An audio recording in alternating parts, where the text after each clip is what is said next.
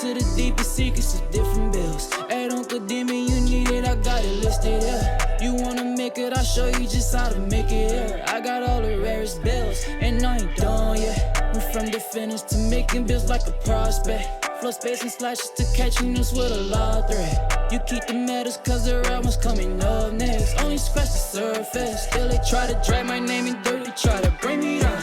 See me winning, you ain't like me. What's good, my nephews and nieces? This is your favorite uncle, Uncle Demi, and then today I have another special banger for you. All right, now listen, before we get too far in the video, you know exactly what you need to do. Make sure you drop a like, and let's get this video to at least 1,000 likes, okay? That would definitely push the video to the recommended. And furthermore, if you haven't done so already, make sure you subscribe. I'm by far the hardest working YouTuber in the 2K community.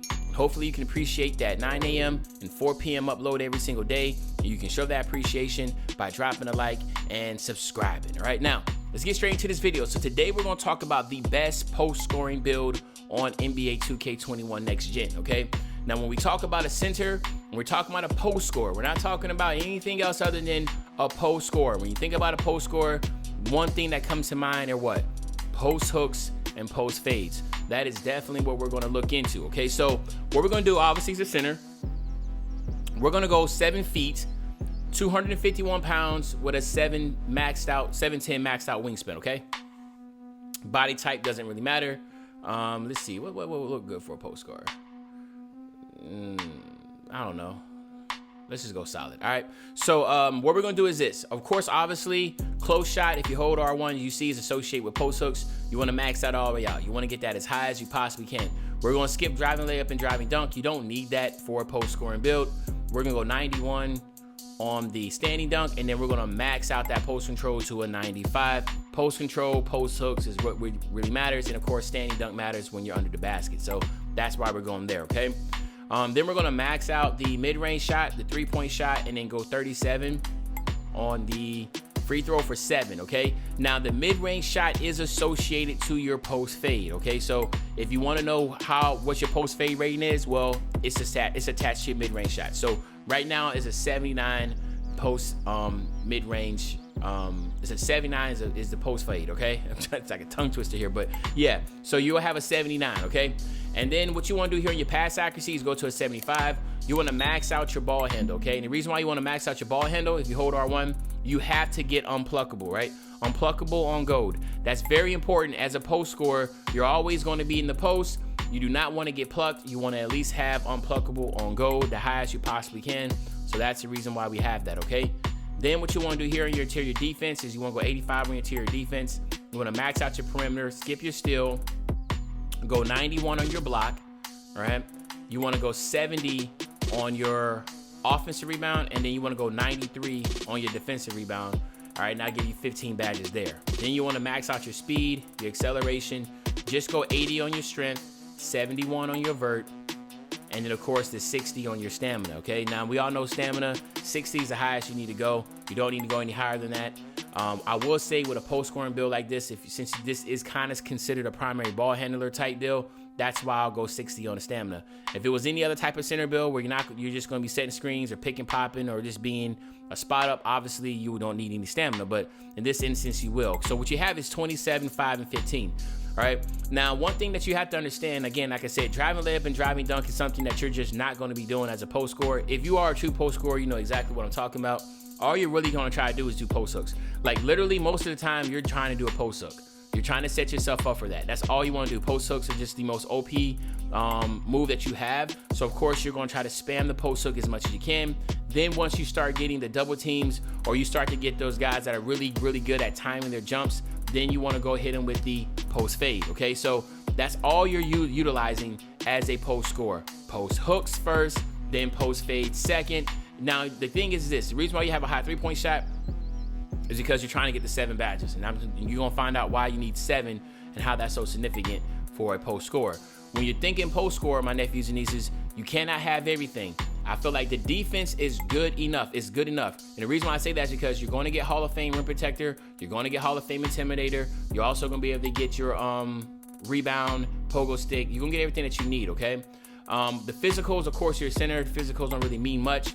Other than the strength, it's going to help you out a lot when it comes to just being, backing down your the opposing defense. So that's gonna be very important there. But other than that, you do get a +4 to everything. So check it out. You get a 99 post hook, which of course is important. You get a 95 standing dunk, which again is important. And then you get a 99 post control. All right, so 99 post control, that's associated to the back down punisher, the dream shake, drop stepper, and post spin, okay?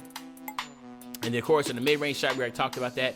If you hold R1, you see right there on the left side, you see how you have the little basketball guy doing a jump shot. That is the post fade, okay? So that's what it's associated with, and of course, you'll get that Hall of Fame, right? You also have an 83 post fade. I mean, mid-range or post fade shot. You have an 83-point shot, a 79 pass accuracy, 60 ball handle. But again, this is all just trying to get the 5 badges, playmaking badges, 89 interior defense, a 95 block, and a 97 defensive rebound, okay? So now let's do this. Let's go over here. Let's talk about some things. You do get the, limitless range, your spot up. You get all this here, and you get the rim protector. You get glass cleaning. But we're all here for this. This is the most important takeover right here for a post score, all right? Post shot daggers gives a large boost to post hook and fade, up and under, shimmy, and hop shots, all right? And again, I may mention that hop shots are basically the second or third. I guess you can say if you don't get the post hook, you can go with the hot shot too. The hop shot, all right? And that's OP also. So there's 3 weapons that you can utilize as a center: the post hook, the post fade, and then the hop shots, right? The up and under, I don't think a lot of people use that. I don't use that. Never really tried to use it. Don't really care about it. But yeah. So anyway, so you want to go here, and then of course, do you want to go rim protector, glass clean, takeover? Heck no. Next is going to be the power back downs, right? So now you want to be able to do the power back down. So you're gonna have the power back down, and then the post shot daggers, right? All right, so then here you have my nephews and nieces. It comes out as a paint beast, all right? So what we're gonna do now is just get this individual to 99, go over the badges, and then we'll get you out of here, okay? So these are the badges that I use on my post scoring build, all right? So obviously back down punisher, hook specialist, pro touch. These are the main ones off rip, okay?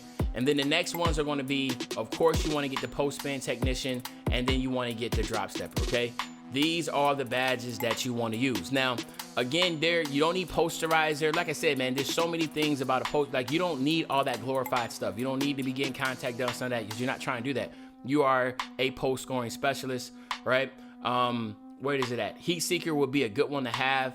And again, like I said, you could theoretically, if you're not really big into the drop stepping, you could go to the heat seeker and gives you additional boost on takeover for taking the inside shots. But the problem is that you might not be taking out inside shots. You do your post hooks from 10 feet. You do post fades and stuff. So drop stepper is the badge that I would go with here, okay?